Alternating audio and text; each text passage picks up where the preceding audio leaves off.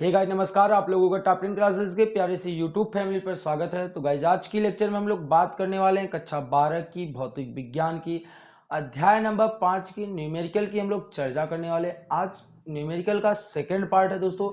इससे पहले वाले जो न्यूमेरिकल है वो इससे पिछले वाले वीडियो में बताया गया है। यदि आपने वो लेक्चर नहीं देखा तो लेक्चर जाके जरूर देखें दोस्तों।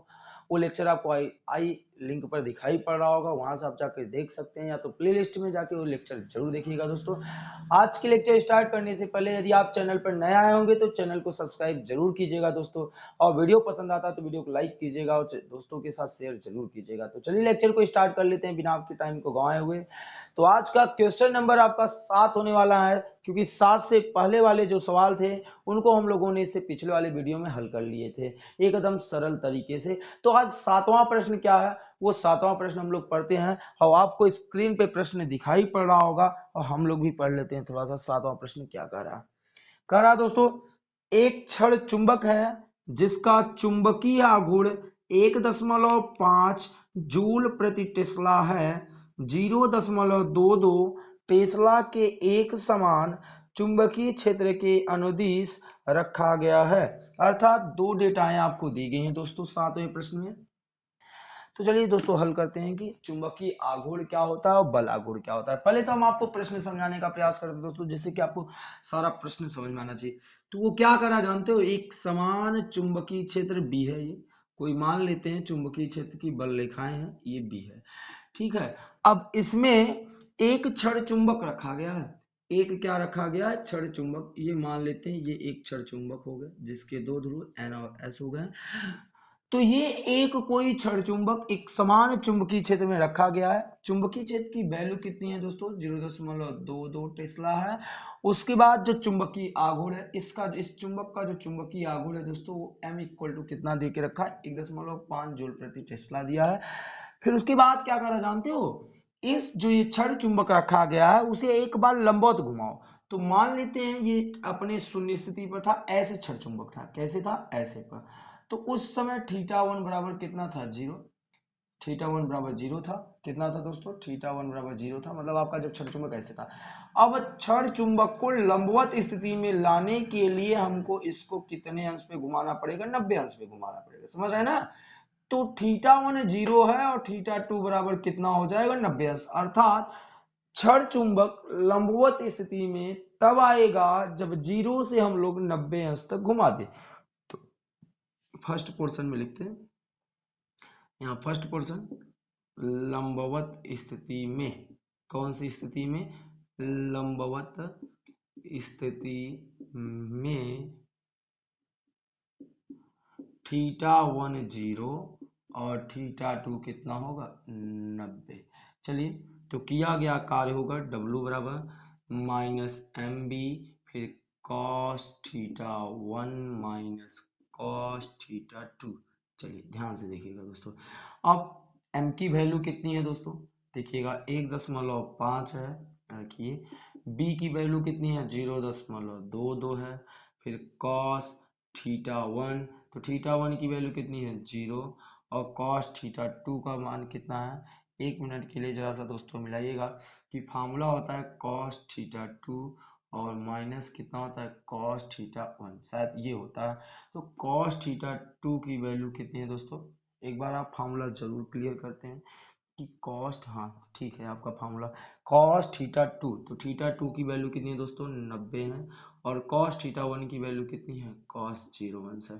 तो चलिए दोस्तों हल करते हैं। तो इसका cos 90 अंश का मान 1 होता है, और इनका मल्टीप्लाई कर दिया जाए तो इनका आप मल्टीप्लाई कर देंगे दोस्तों। एक बार आप मल्टीप्लाई जरूर कर लीजिएगा कैलकुलेटर के माध्यम से, या तो हाथ आप स्वयं से कर सकते हैं दोस्तों।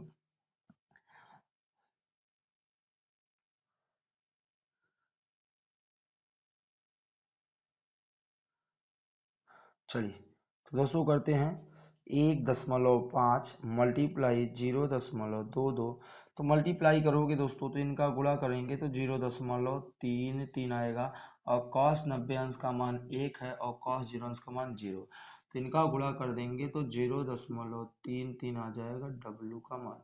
किया गया जो कार्य है वो ऋणात्मक आया है, क्योंकि चुंबकीय क्षेत्र के विपरीत कार्य किया जा रहा है। ऋणात्मक जो होता है केवल दिशा को विपरीत करता, और सही दिशा को व्यक्त करता। ये पहली स्थिति में हो गया। अब जब दूसरी स्थिति की बात आएगी दोस्तों, तो वहां क्या हो जाएगा जानते हैं। दूसरी स्थिति क्या होगी, अब करा विपरीत दिशा में संरेखित हो, यानी कहने का मतलब है ये जो कुंडली है वो θ1 0 है, पर इस बार 90 अंश पे नहीं रखना है, घुमा के कुंडली को ऐसे करके ऐसे ऐसे ऐसे करना है।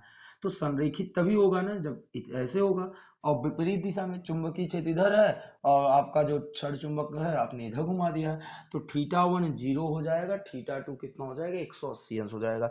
अर्थात सेकेंड स्थिति में किस भैया, विपरीत दिशा की स्थिति में जब ऐसे लिखेंगे, जब क्षण चुंबकीय क्षेत्र के विपरीत दिशा में हो, किस दिशा में हो दोस्तों, चुंबकीय क्षेत्र के विपरीत दिशा में हो, तो θ1 जो होता है वो 0 से लेकर θ2 जो होता है वो 180 अंश तक जाना पड़ता है। θ2 कितना होगा 180 अंश तक घुमाना पड़ेगा। तो अब कार्य क्या होगा, तो अब दोस्तों कार्य का व्यंजक लगाएंगे हम लोग, फिर से वही फॉर्मूला लगाएंगे, W equal to minus M B cos, फिर क्या देखिएगा तो M B cos θ2 minus cos θ1, ये फार्मूला लगाते हैं हम लोग यहाँ पर। चलिए इसको मूव कर दे रहे हैं ना, अब तो आप समझ ही गए होंगे। तो ध्यान से देखिएगा, अब क्या एम की वैल्यू और बी की वैल्यू अभी आपने ज्ञात किया था दोस्तों, अभी आपने कितना ज्ञात किया था 0.33, तो यहाँ आ जाएगा ये एम की वैल्यू कितनी है 1.5 और बी की वैल्यू कितनी है 0.22। अब cos θ2 और cos θ1 का मान आपको रखना है दोस्तों। तो देखिए cos θ2 का मान कितना है 180 अंश है, कितना है 180 अंश, माइनस cos θ1, तो θ1 की वैल्यू कितनी है दोस्तों 0 है, कितनी है 0 है, ये हो गया। तो सबकी वैल्यू रख देते हैं, सॉरी 0 नहीं रखना है, ऐसे रखना है ना, cos 0 θ1, एक मिनट यहाँ रखेंगे cos 180 अंश माइनस cos 0 अंश, तो सबकी वैल्यू रखते हैं, इन दोनों का मल्टीप्लाई करोगे दोस्तों तो कितना आएगा -0.33 आएगा, कितना आएगा 0.3। फिर उसके बाद cos 180 अंश का मान -1 होता है, cos 0 अंश का मान भी 1 होता है, पर फार्मूले में माइनस है, इन दोनों का मल्टीप्लाई कर देंगे तो -0.33 गुणे -2 आएगा, माइनस माइनस प्लस, तो 0.66, इतना आपको कार्य करना पड़ेगा जूल, ठीक, इतना कार्य करना पड़ेगा। तो दोनों स्थितियों में फर्स्ट आप जो जब लंबवत स्थिति में थे आपको इतना कार्य करना पड़ रहा था, और दूसरी जब आपने विपरीत दिशा में लेके गए तो दोस्तों आपको इतना कार्य करना पड़ रहा था। अब क्या कर रहा जानते हो कि इन दोनों स्थितियों में आपको क्या ज्ञात करना है, टाउ ज्ञात करना है। यहाँ देख रहे हैं ना प्रश्न, दोनों स्थितियों के लिए टाउ ज्ञात करना, तो कोई दिक्कत नहीं। फर्स्ट केस में फिर से यहाँ ध्यान से देखिएगा, तो फर्स्ट केस के लिए क्या हो जाता है टाउ इक्वल टू फार्मूला होता है ना एम बी साइन थीटा, तो जो थीटा होता है वो कितना हो जाता है 90 अंश, पहली स्थिति में क्या हो जाता है थीटा 90 अंश हो जाएगा। तो tau equal to M B की वैल्यू कितनी है दोस्तों, आपने अभी एम की वैल्यू रखा है, देखिए 1.5 है, बी की वैल्यू 0.2 है, और साइन थीटा, तो साइन कितने हो जाएंगे दोस्तों 90, और साइन 90 अंश का मान कितना होता है 1 होता है, कितना होता है 1 होता है, तो हो जाएगा यहाँ 1.5,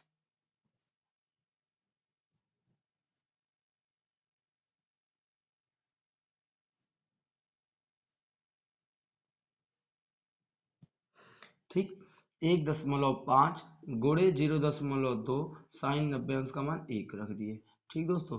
अब इनका मल्टीप्लाई करेंगे तो कितना आ जाएगा जानते हैं 0.33, फिर उसके बाद न्यूटन मीटर। तो ये हो गया दोस्तों टाउ का मान, किसका मान आ गया, अपने टाउ का मान निकाल लिया, वो भी फर्स्ट केस में लंबवत की स्थिति में। दूसरा क्या होता है दोस्तों, दूसरा होता है आपका किस स्थिति में है, विपरीत दिशा में। तो विपरीत दिशा में क्या हो जाएगा tau equal to M B sine theta, और यहाँ पर कितना होता है, थीटा बराबर 180 अंश है और कुछ भी नहीं करना है।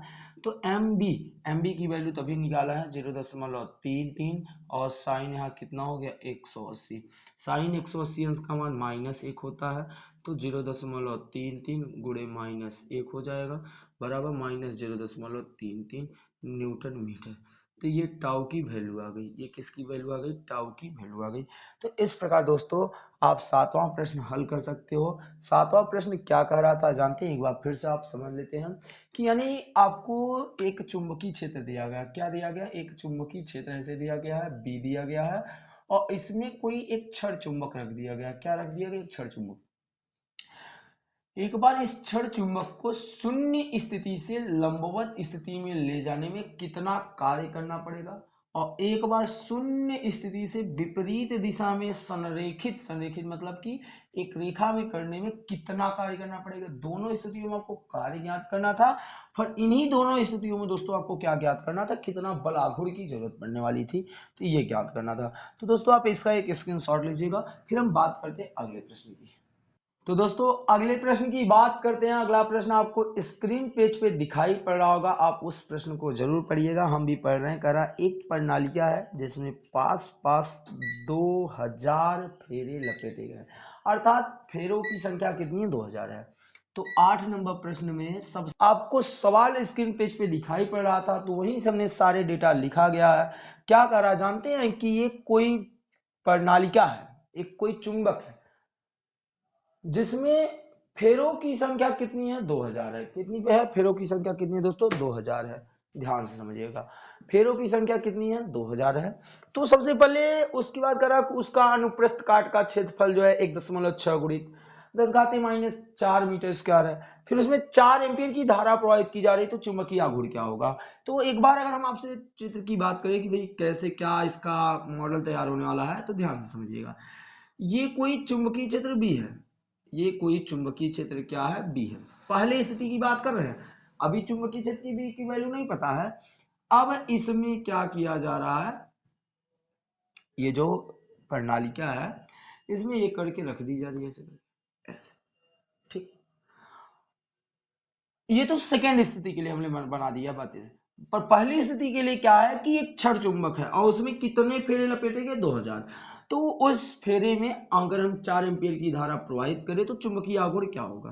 तो पहला पोर्शन हल करते हैं। चुंबकीय आघूर्ण, क्षण का चुंबकीय आघूर्ण क्या होता है, इसका फॉर्मूला एक बार आप लोग दोस्त और इससे पहले उपयोग कर चुके हो। तो क्षण का चुंबकीय आघूर्ण, क्षण का चुंबकीय आघूर्ण m बराबर क्या होता है, m बराबर होता है NIA। चलिए n की वैल्यू रखते हैं, n की वैल्यू कितनी है दोस्तों, 2000 है, i की वैल्यू कितनी है, 4 है, और a की वैल्यू कितनी है, 1.6 गुणित 10⁻⁴ है। चलिए गुणा करते हैं, 2 गुणे यहाँ से 1 2 3, ये 10 घाते कितना कर दिए 3, फिर ये 4, उसके बाद ये कितना दोस्तों 1 दशमलव कितना है 6 है, गुणे 10 घाते -4, 4 में से 3 घट जाएगा, 2 चौके 8, और 8 गुणित 1.6, और 4 में से 3 घट गए, 10 घाते -1 है दोस्तों। अब क्या करते हैं, इनका गुणा कर देते हैं, तो 16 अट्ठे 128 होता है, एक अंक के बाद दशमलव लग जाएगा, गुणे 10 घाते -1, पॉइंट एक अंक इधर आएगा, एक अंक जो है आपका बाएं तरफ चल के चलेगा तो यहाँ पावर माइनस में बढ़ जाएंगे, 1.28 गुणे 10 घाते -2 हो जाएंगे। तो ये चुंबकीय आघूर्ण की क्या प्राप्त हो गई दोस्तों, वैल्यू प्राप्त हो गई। ठीक, ये किसकी प्राप्त हो गई, चुंबकीय आघूर्ण का वैल्यू प्राप्त हो गया। अब क्या कह रहा है, दूसरी केस के लिए समझिएगा कि यदि वो जो क्षण चुंबक है वो किसी एक समान चुंबकीय क्षेत्र में जिसकी वैल्यू दी गई है उसमें रख दिया जाता है, तो कुंडली पे लगने वाला क्षण चुंबक पे लगने वाला बल ज्ञात कीजिए। तो ध्यान से समझना दोस्तों, ये यन है, ये क्या है, यस है। तो ये क्षण चुंबक हो गया। अब क्षण चुंबक के एस वाले ध्रुव पर जितना चुंबकीय क्षेत्र इधर की तरफ बल लगाएगा, मतलब F1 उतना जो है इधर से एक बल लगेगा जिसे कहते हैं F2। अर्थात क्षण चुंबक के दोनों ध्रुवों पे लगने वाले बल का परिमाण बराबर और विपरीत है। अतः क्षण चुंबक पे लगने वाले बलों का मान क्या हो जाएगा, शून्य हो जाएगा। दोस्तों ऐसा हमने थ्योरी क्लास में बहुत बार देखा है कि जब भी किसी क्षण चुंबक को चुंबकीय क्षेत्र में रखा जाता है तो उस पे जो लगने वाला बल होता है वो क्या होता है, शून्य होता है। तो इसको पहला दूसरे का जो ये पूछ रहा था कि क्षण चुंबक पर लगने वाला बल क्या हो जाएगा, शून्य हो जाता है। लगने वाला बल क्या हो जाता है दोस्तों, शून्य हो जाता है। कैसे आपने माना शून्य हो जाता है, देखिएगा, क्योंकि जो दोनों बल कार्य कर रहे हैं ना तो वो दोनों एक दूसरे के विपरीत हैं, तो ये एक दूसरे को निरस्त कर देंगे, इसलिए लगने वाला बल क्या हो जाता है, शून्य हो जाता है।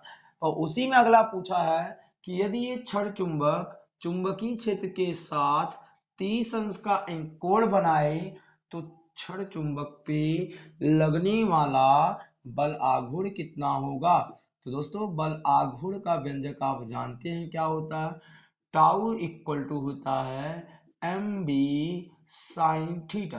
तो चलिए वैल्यू रखते हैं सबकी। एम की वैल्यू आपने निकाला है दोस्तों, कितना निकाला है देखिए, 1.28 गुणित 10 घाते -2।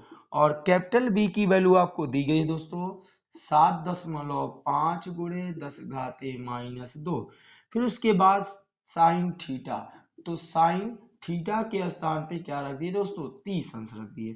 फिर उसके बाद क्या करना है, 1.28, फिर उसके बाद इसको यहाँ पर लाते हैं मल्टीप्लाई करने के लिए। फिर उसके बाद यह 2 और 2 4, तो गुणित कितने हो गए 10 घाते -4। एक बार फिर समझिएगा, -2 दोनों की घात भी समान है और आधार भी समान है। आधार समान रहता है तो घात आपस में क्या कर दी जाती है, जोड़ दी जाती है। तो ये जुड़ गए और साइन 30 अंश का मान हो गया 1/2 हो गया। 2 से कटाना चाहिए तो आप इनको कटा सकते हैं दोस्तों, तो इनका आ जाएगा 0.64। कितना आ जाएगा, 0.64। तो 0.64 गुणित 7.5 गुणे 10 घाते -4। तो दोस्तों इन सब का आप गुणा कीजिएगा, इन दोनों का क्या करेंगे, गुणा कर लेंगे। तो हमने गुणा करके पहले से रखा है दोस्तों, गुणा करेंगे और हल करेंगे तो आएगा आपका 4.8 गुणे 10 घाते -2 न्यूटन मीटर आएगा। ये टाउ की वैल्यू प्राप्त हो गई दोस्तों। तो इस प्रकार आपका जो प्रश्न नंबर 8 है वो क्या हो जाता है, कंप्लीट हो जाता है। क्या करना था आपको एक बार पुनः समझा देते हैं जिससे कि सारा डाउट एक मक्खन के जैसा क्लियर हो जाए। जैसे देखिए ध्यान से समझिएगा कि कोई एक क्षण चुंबक है जिसमें फेरों की संख्या इतनी है, उसका क्षेत्रफल इतना है, फिर उसमें 4 एम्पियर की धारा प्रवाहित की जाती है। तो जब उसमें आप 4 एम्पियर की धारा प्रवाहित करते हो तो उसका बला चुंबकीय आघूर्ण क्या होगा। तो चुंबकीय आघूर्ण का व्यंजक आपको पता था, कितना था दोस्तों, m बराबर एन आई। m बराबर कितना था, एन आई। तो सबकी वैल्यू रख दिए तो आपने हल किया तो ये प्राप्त हुआ। अब पूछ रहा था क्षण चुंबक पे लगने वाला बल क्या होगा। तो क्षण चुंबक पे जो है जितना उत्तरी ध्रुव पे लगता है उतना दक्षिणी ध्रुव पे लग रहा है, इसलिए लगने वाले बल निरस्त हो जाते हैं और जिस कारण शून्य हो जाता है। फिर उसी पूछा था कि टाउ यानी बल आघूर्ण कितना होगा, तो हमने ये व्यंजक रखा और ये आपका प्राप्त हुआ। इस प्रकार गाइज आपका 8वां नंबर कंप्लीट होता है। आप इसका एक स्क्रीनशॉट लीजिएगा। फिर हम बातें करते हैं प्रश्न नंबर 9 की। दोस्तों आपको प्रश्न नंबर 9 स्क्रीन पे दिखाई पड़ रहा होगा। तो एक एक पॉइंट धीरे धीरे करके हम लोग ज्ञात करते हैं। सवाल थोड़ा सा बहुत ज्यादा आसान है। तो सबसे पहले m की वैल्यू ज्ञात करते हैं। क्या ज्ञात करते हैं, m की वैल्यू। तो आपको पता है m की वैल्यू क्या होती है, चुंबकीय आघूर्ण की वैल्यू। तो पहला प्रश्न, चुंबकीय आघूर्ण, क्या चुंबकीय आघूर्ण का व्यंजक आप जानते हो दोस्तों। चुंबकीय आघूर्ण m बराबर होता है एन आई ए। चलिए n की वैल्यू कितनी है, 16 है। और i की वैल्यू कितनी है दोस्तों, i कितनी है देखिए 0.75 है। और गुणित a की वैल्यू आपको कितनी दी गई है, देख लीजिएगा। यहाँ पर a की वैल्यू नहीं दी गई है, जबरदस्त, कोई दिक्कत नहीं। अब a बराबर यहाँ लिखेंगे, देखिए यहाँ a जो है वो वृत्त का क्षेत्रफल हो जाएगा। क्या हो जाएगा, वृत्त का क्षेत्रफल होगा और जो किसके बराबर होता है पाई आर स्क्वायर के। तो यहाँ रख देंगे पाई आर स्क्वायर। चलिए कोई दिक्कत नहीं।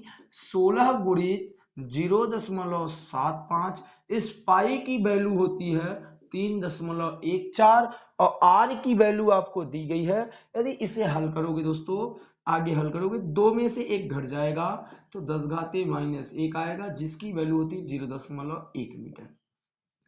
तो r की वैल्यू हो जाएगी 0.1 का होल स्क्वायर। तो दोस्तों इसको हल करना है, इसको आपको गुणा करना है, सारे को गुणा करके टोटली आपका जो आंसर आएगा दोस्तों वो कितना आ जाएगा। हम लोगों ने पहले ही गुणा करके हल किया है दोस्तों। तो 0.3 क्या 0.377 जूल प्रति कितना आ जाएगा टेस्ला। तो ये दोस्तों पहली वैल्यू आप प्राप्त कर लोगे, क्या आ जाएगी m की वैल्यू। इन सब का मल्टीप्लाई करना दोस्तों, आप इनका मल्टीप्लाई करेंगे तो आपको ये आंसर प्राप्त हो जाएंगे। तो अपने सबसे पहला चीज आपने यहाँ पर ज्ञात की है चुंबकीय आघूर्ण। अब दूसरा पूछ रहा है कि कुंडली का जड़त्व तो आघूर्ण कितना होगा। जब कुंडली को इतने आवृत्ति से कुंडली घूमने लगती है तो कुंडली का जड़त्व आघूर्ण क्या होगा। तो दोस्तों कोई दिक्कत नहीं, आइए कुंडली का जड़त्व आघूर्ण भी हम लोग ज्ञात करते हैं।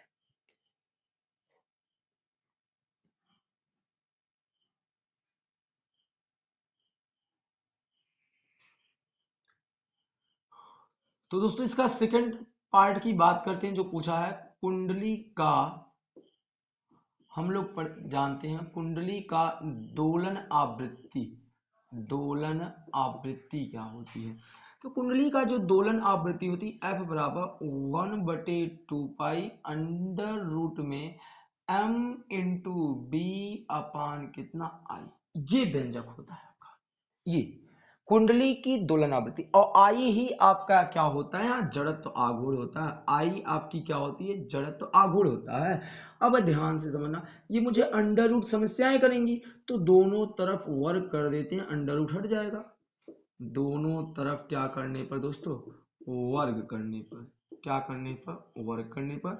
जब दोनों तरफ वर्ग करेंगे तो एफ स्क्वायर आ जाएगा। ये 1/2 का वर्ग करेंगे 4, पाई का वर्ग करेंगे पाई स्क्वायर बराबर, इधर वर्ग करेंगे तो अंडर रूट हट जाएगा, केवल क्या आ जाएगा एम बी अपान आई। आपको आई ज्ञात करना दोस्तों, तो आई एक तरफ होना चाहिए, क्रॉस मल्टीप्लाई करेंगे, क्या आ जाएगा एफ स्क्वायर, फिर उसके बाद 4 पाई स्क्वायर, फिर उसके बाद इंटू आई बराबर कितना हो जाएगा एम बी आ जाएगा। यहां से आई ज्ञात करना तो ये सारे पद इधर जाने चाहिए, तो आई बराबर आएगा एम बी बटे F square into 4 pi square. चलिए सबकी वैल्यू रखते हैं। m की वैल्यू कितनी है दोस्तों, अभी आपने एम बी निकाल के रखा है, देखिए एम बी आपने निकाला नहीं, m निकाले हो b नहीं निकाले हो। तो m की वैल्यू कितनी है 0.37, ठीक है भैया 7। b की वैल्यू कितनी है दोस्तों, b की वैल्यू है 5 गुणित 10 घाते -2 है। फिर f की वैल्यू कितनी है 2 है, कितनी है 2 का वर्ग करेंगे तो 2 गुणे 2 हो जाएगा, और फिर ये 4, फिर पाई का मान जो होता है 3.14 का स्क्वायर। दोस्तों इसको हल करना है, इसको आप हल करोगे तो कितना आएगा, देखिए चलिए हल करते हैं। तो 5 सत्ते 35, 5 सत्ते 35, 3 38, 5 3 15, 3 18, यह 0.88, मतलब उन दोनों का मल्टीप्लाई किए तो ये आ गए 10 घाते -2 पूरे के बटे 2 दूनी 4 चौके 16 गुणे 3.14 गुणे 3.14। तो इनका गुणा करना है, गुणा करके क्या करना है ऊपर वाले से डिवाइड करना। तो दोस्तों सब कुछ आप करने के बाद क्या पाओगे 12 गुणे 10 1.2 गुणे 10 घाते 4 कितना आ जाएगा। जब इन दोनों को आप हल करोगे तो 1.2 गुणे 10 घाते -4, फिर उसके बाद आ जाएगा केजी मीटर स्क्वायर। केजी कहाँ से आता है दोस्तों, जड़त्व आघूर्ण का मात्रक होता है, कहाँ से प्राप्त होता है आई बराबर एम आर, इसका फॉर्मूला होता है, इसका जो है मीटर स्क्वायर हो गया, इसका केजी हो गया। इस प्रकार दोस्तों केजी मीटर स्क्वायर इसका मात्रक लिख सकते हो आप। तो दोस्तों इस प्रकार आपका जो है 9वां नंबर भी क्या होता है कंप्लीट होता है। आप इसका एक स्क्रीनशॉट लीजिएगा। फिर हम बातें करने वाले हैं अगले प्रश्न की, प्रश्न नंबर 10 का। तो दोस्तों बात करते हैं प्रश्न नंबर 10 का, जो कि आपको स्क्रीन पे दिखाई पड़ रहा होगा कि एक चुंबकीय सुई चुंबकीय अमोत्तर के समांतर एक ऊर्ध्वातल में घूमने के लिए स्वतंत्र है। इसकी उत्तरी ध्रुव क्षैतिज से 22 अंश डिग्री के कोण पे झुकी हुई है। 22 अंश डिग्री पे झुकी हुई है, अर्थात दोस्तों ये आपको नति कोण दे चुका है, नति कोण। और नति कोण को डेल से व्यक्त करते हैं। डेल इक्वल टू कितना है, 22 डिग्री है। आगे करा, इस स्थान पर चुंबकीय क्षेत्र का क्षैतिज अवयव का मान, क्षैतिज के लिए हम लोग हॉरिजॉन्टल का उपयोग करते हैं, तो एच लगा देते हैं, 0.35 गॉस है। इस स्थान पर पृथ्वी के चुंबकीय क्षेत्र का परिमाण, तो दोस्तों पृथ्वी के चुंबकीय क्षेत्र के परिमाण को हम लोग आर से व्यक्त करते थे। तो आर आपको क्या करना है, यहाँ पर फाइंड आउट करना है, आपको आर पता करना है। एकदम इजी सा सवाल है। आप जानते हो दोस्तों, जो पृथ्वी का चुंबकीय क्षेत्र होता है ना, जो पृथ्वी का चुंबकीय क्षेत्र का क्षैतिज घटक, जो पृथ्वी के चुंबकीय क्षेत्र का जो क्षैतिज घटक होता है, क्षेत्र का क्षैतिज घटक, वो किसके बराबर होता है जानते हैं, वो होता है H equal to R cos del के बराबर होता है, आर कॉस डेल के बराबर। अब देखिए आपको आर ज्ञात करना, क्या ज्ञात करना, आर ज्ञात करना। हम क्या करते हैं, इधर भेज देते हैं, H बटे क्या हो जाएगा, कॉस डेल बराबर हो जाएगा आर। चलिए वैल्यू रखते हैं। H की वैल्यू कितनी है दोस्तों, 0.35 है। फिर उसके बाद कॉस डेल यानी कॉस रख देंगे, फिर डेल की वैल्यू कितनी है दोस्तों, 22 अंश है। कितनी है, 22 अंश, इक्वल टू आर। तो आप दोस्तों cos 22 अंश का मान तो पता नहीं, क्योंकि त्रिकोणमिति में हमने cos 30 60 45 ये सब पढ़ा ना। तो आपको बुक में cos 22 या एग्जाम जब आप देने जाओगे ना दोस्तों, तो वहां आपको वैल्यू रखी, आपको दिया रहेगा सवाल देने के दौरान। आप वहां टेंशन इसके लिए बेफिक्र हो कि cos 22 अंश का मान कौन बताएगा, cos 23 24 का मान कौन बताएगा, वहां सब पता रहेगा दोस्तों, वहां दिया रहेगा एग्जाम के दौरान, टेंशन ना लीजिएगा। तो ध्यान दीजिएगा, cos 22 का मान जो होता है वो था 0.9272। कितना होता है, 0.9272। यहाँ रख देते हैं तो 0.35 और ये रखते हैं 0.9272। तो दोस्तों इनको आप डिवाइड कर दीजिएगा। डिवाइड करने के बाद आपको क्या मिलने वाला है वो देख लीजिएगा एक बार।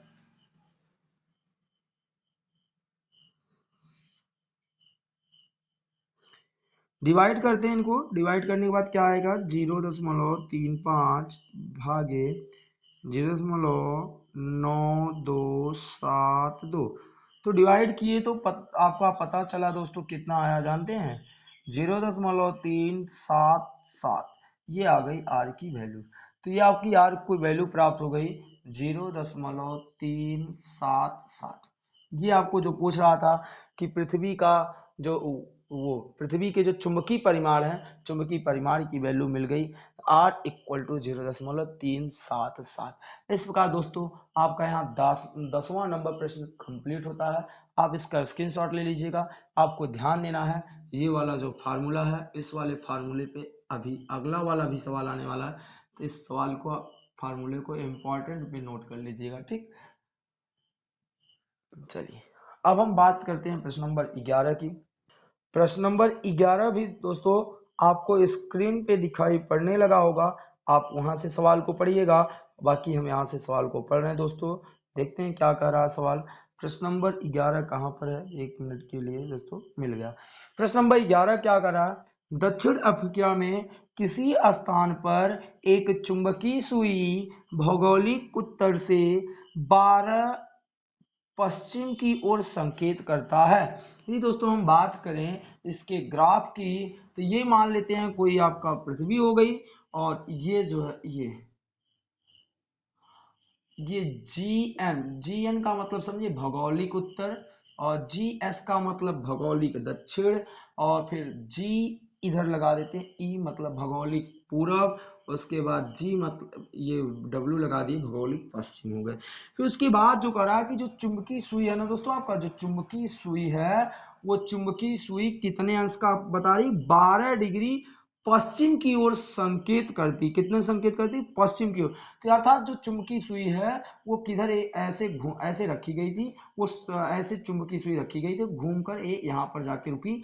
तो ये पश्चिम की ओर कितने अंश का संकेत कर रही है, 12.5 डिग्री। तो ये आपको अवनति कोण दिया गया दोस्तों, ये आपको क्या दिया गया है, अवनति कोण दिया गया है।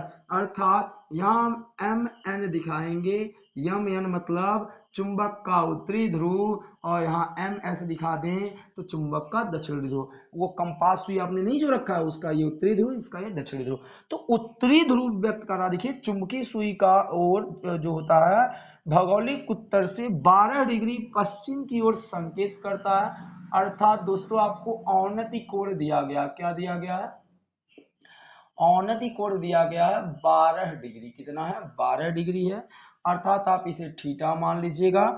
आगे क्या कर रहा है, चुंबकीय अमोत्तर में संरेखित नतिवृत्त की चुंबकीय सुई का उत्तरी ध्रुव क्षैतिज से 60 उत्तर की ओर संकेत करता है।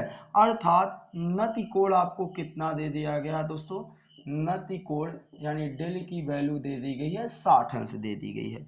फिर उसके बाद कह रहा क्या जानते हैं, पृथ्वी के चुंबकीय क्षेत्र के अवयव को मापने पर 0.16 गॉस पाया जाता है।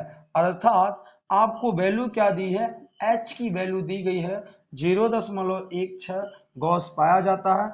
इस स्थान पर पृथ्वी के चुंबकीय क्षेत्र की परिमाण और दिशा बताना है। ठीक दोस्तों, तो आपको क्या बताना है, परिमाण और दिशा बताना है।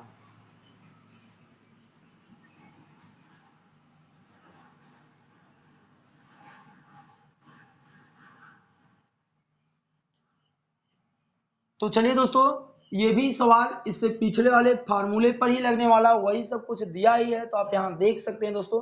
तो आपके पास फार्मूला क्या था जानते हैं, आपके पास फार्मूला था H = R cos δ।